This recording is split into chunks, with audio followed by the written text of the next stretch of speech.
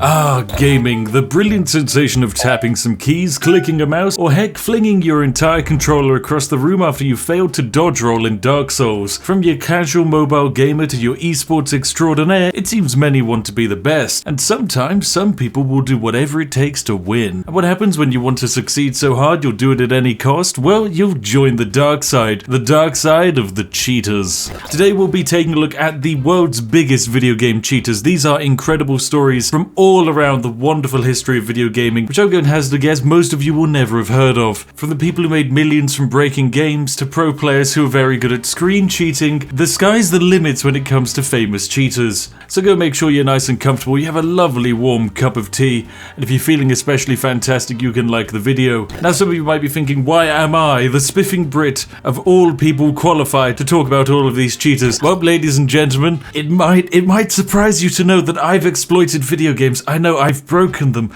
I've broken so many video games, it's ridiculous. My entire channel is like a graveyard of video games that have been panel beaten because of slightly dodgy developer coding. I even had to write an apology letter to the Queen when I got a VAC ban on my Steam account. That's what it's like to cheat in Britain. Anyway, ladies and gentlemen, let's dive into this video and start taking a look at the very intriguingly dubious world of video game cheaters. Let's say you have millions of adoring child fans who believe you're the greatest player of Minecraft in the universe. And in order to keep up this illusion, you decide to set a speedrunning record, and then, just by accident, actually end up, hacking and modifying the game files to cheat. Yes, I'm naturally talking about Dream, a fellow YouTuber, streamer, and Minecraft sensation. Now, his 5th place speedrun on speedruns.com had one slightly minor problem when he submitted it. He wasn't actually playing vanilla Minecraft. Now, you see, normally in sport or any speedruns, when a challenge is being done, everyone is on a very similar playing field. If you're doing a 100-meter sprint and you want to compare yourself against other people who are doing a 100-meter sprint, chances are you want to make sure everyone doing that is actually running 100 meters. However, the slight modifications that Dream had made to the game files is effectively like turning the 100-meter sprint into a 50-meter sprint, running it and then submitting it to the 100-meter sprint section, saying, look at how fast I ran this distance. It's the exact same as this one, and no, my friend, it's not. Now, naturally, the adjudicators of the speedrun boards had some minor questions for Dream after seeing that the drop rate for items on his run was basically near impossible. In fact, Dream would probably have had better odds stepping outside of his house and getting struck by lightning multiple times. Now, immediately, the community was a little bit divided. Many people believed he'd been a bit of a naughty boy and had been using some cheeky tricks up his sleeve to slim down his time to make it far more competitive. But what trick was he using? Well, it turns out he was using a completely rigged mod to allow him to win quick. The mod in question basically increased the drop rates of necessary items that all speedrunners need in order to stick to the meta and bypass large aspects of the game. So as his fans watched excitedly as Dream was pulling these crazy odds and making for some absolutely fantastic Minecraft content, there was just one minor issue: the fact that it was all an illusion and a lie presented as if it was vanilla Minecraft. Now, for weeks he entirely denied the idea that he would ever cheat, and even hired an astrophysicist for some reason to disprove the allegations, which is kind of like hiring a PE teacher to show HMRC that I haven't been committing tax fraud. But he was actually quite smart in terms of denying that he'd ever done this, because he did leave it a bit vague, saying that he does very standardly switch between mods as part of his scripted content, leaving open for a window that perhaps he'd made a mistake by denying the fact that maybe he used cheats. And lo and behold, a week later he apologized to the public, confirming that a mod had been enabled that he supposedly didn't know of whilst he was actually doing the speedrun. Naturally, with some of his viewers in dismay, he vowed to regain his credibility, saying he won't make this mistake again. Honestly, in my opinion, he can use as many cheats as he likes and he can present it to his audience, and as long as they're happy, that's all that matters. But as soon as you submit a cheated speedrun to an actual official speedrunning board and you've effectively cheated the entire thing, nope, you're an absolute idiot and you should have checked it before you uploaded the speedrun. It's an absolute insult for the people who actually do this professionally. But there you go, that's the story of Dream. It wasn't exactly a big cheat, but it has made a huge impact. In terms of cheats, when it comes to Dream, he was more deceptive than game-breaking, but we haven't really scraped the surface yet just to see how deep cheats can go. Let's talk about actual professionals instead, the people we pay to see stomp other teams on live stages at great big tournaments. One of the most popular games in the world is of course League of Legends, a game for the saltiest beings on the planet to enjoy. And naturally, like most games, League faces a cheating problem, but in this case, it wasn't in the way you'd probably expect. You see, League has a very simple setup. There are 2 teams of 5, they face off against each other, often on big esports stages, where people in the live audience will be there to watch it happen live on big screens with the players in front of them. It's all very exciting. It's a highly competitive environment, and of course, no cheats are allowed at all. But wouldn't it be, slightly broken if all of the pro players playing knew where everyone else was on the map, knew exactly how much health they had, knew what they were doing, knew basically everything about what their opponents were up to? Effectively a map hack, a wall hack, you call it what you like. Imagine if that happened at a pro tournament. Well, lo and behold, it actually did.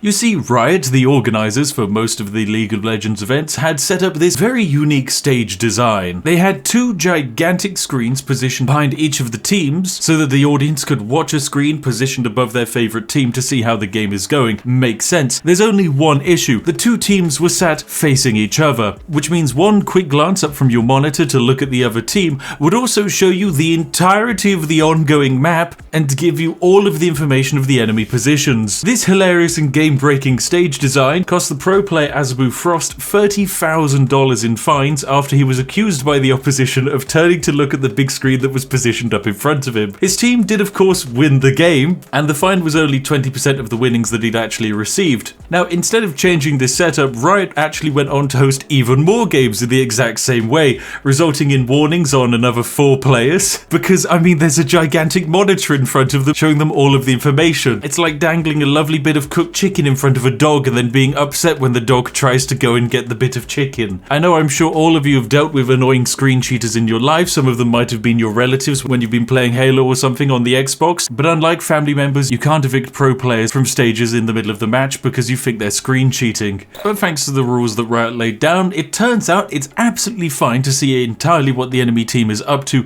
provided it doesn't change the game. Sounds a bit like a brilliant rule for the professional esports scene. I honestly hope to see it more often. But yes, after the problem kept cropping up, Riot eventually listened to the upset audience and later changed the layout so that sneaky stream sniping wouldn't be happening again.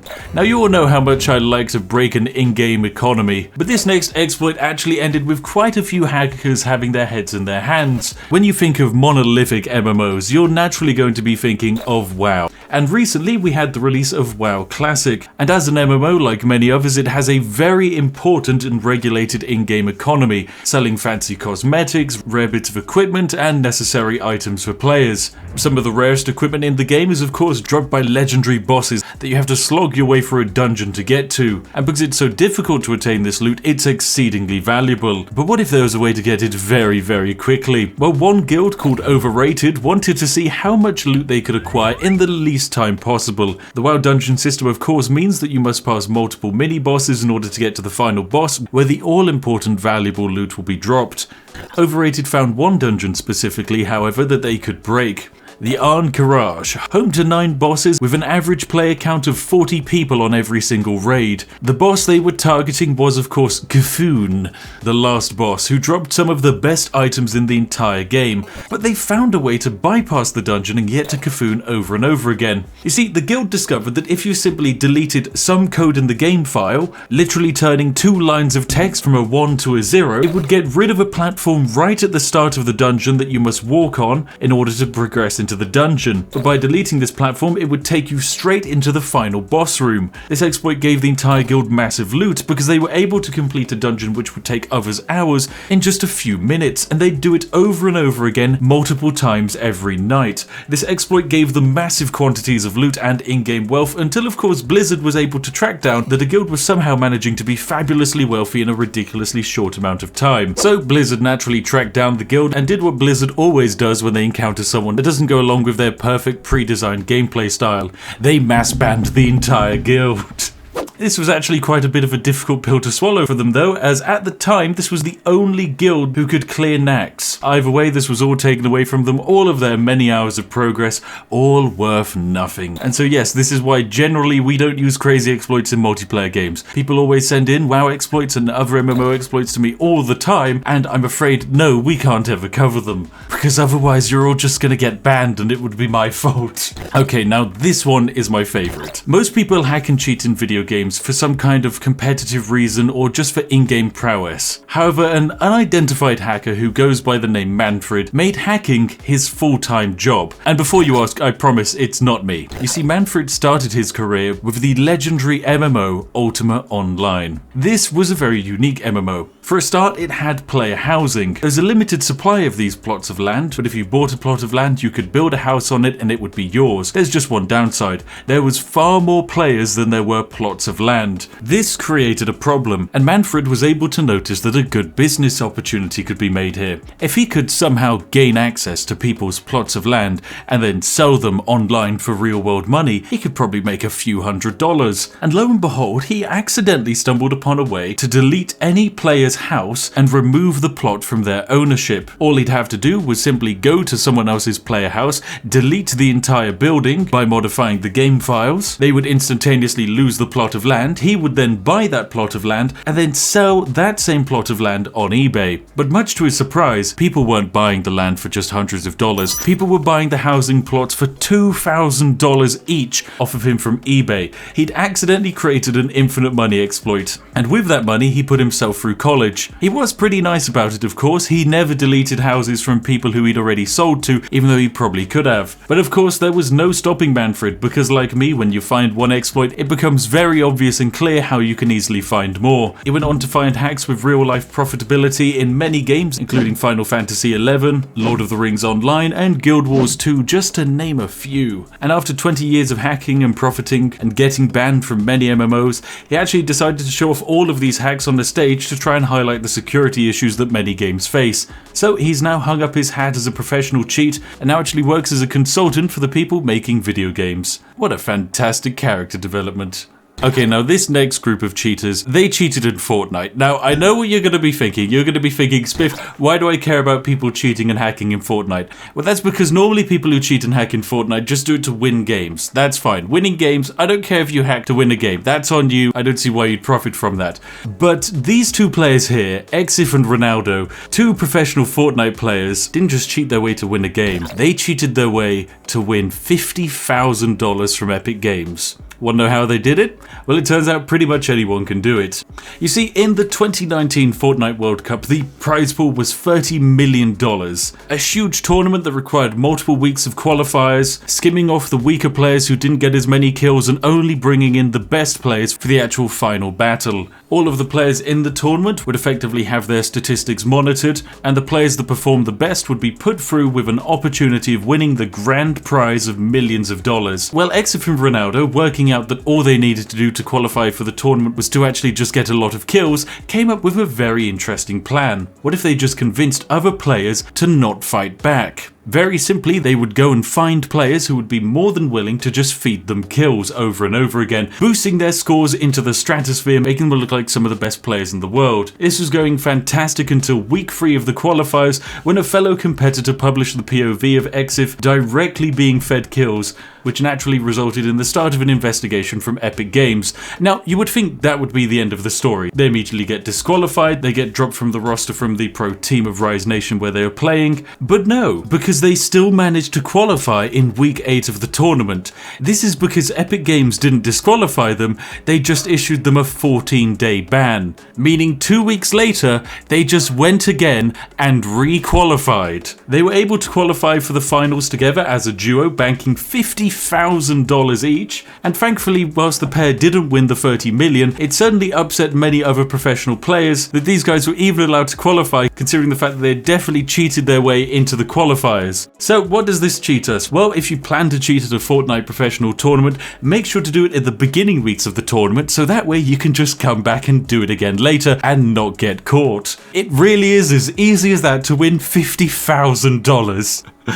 Oh my goodness. Epic Games, please, can you just work out that cheating professionals in esports is not a good look for the industry? And well, there you have it, ladies and gentlemen. This has been a fantastic look at the very crazy world of multiplayer cheats and some of the most famous cheaters online. I'm sure many of you have run into cheaters, but none of them are probably quite as insane as this. As always, if you enjoyed this video, make sure to give it a like, as you are legally required to do that, else I will have to hack into your PC and force you to give me a like myself. At the same time, you're also legally obligated to subscribe, I know. As always, a massive thank you to each and every one of our amazing patrons who make videos like this all the more possible. Seriously, thank you very much, you lovely sausages. And of course, if you sat there wondering what you'd like to watch next, look no further than this one on screen now, hand-chosen by myself to be absolutely perfect for you. Anyway, I'll see each and every one of you in the next one. Have an absolutely lovely day, and goodbye for now.